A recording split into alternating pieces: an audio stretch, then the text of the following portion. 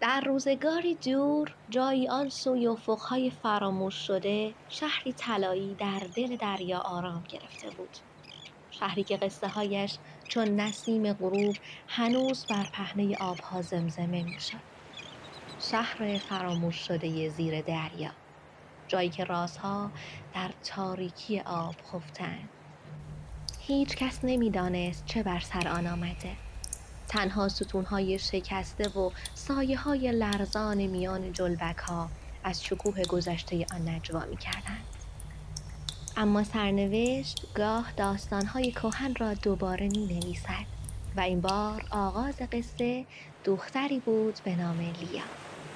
لیا در سکوت غروب کنار دریا ایستاده بود. دلش بیقرار رازی گم شده بود تا آنکه چشمش به چیزی افتاد. یک صدف طلایی از زیر شنها پدیدار بود. چنان درخشان، چنان جادویی که گویی خود دریا آن را برایش فرستاده بود. لیا صدف را به گوشش نزدیک کرد و ناگهان صداهایی از اعماق، از دل قرنهای فراموش شده در گوشش پیچید.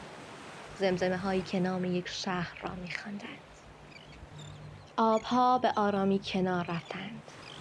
راهی طلایی و مرموز در دل دریا گشوده شد و لیا بی آنکه بداند چه در انتظارش است قدم در آن مسیر گذاشت.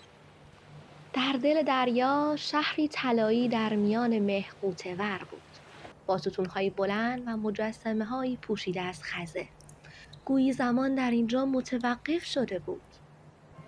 لیا در میان ویرانه‌ها پیش رفت. هر قدم او را به رازهای فراموش شده نزدیکتر می‌کرد. و آنگاه از دل مه ارواحی پدیدار شدند. چشمانی درخشان، دست‌های شفاف و صداهایی که در گوشش زمزمه می‌کردند: ما را فراموش نکن. ارواح دستان لرزان خود را به سوی لیا دراز کردند.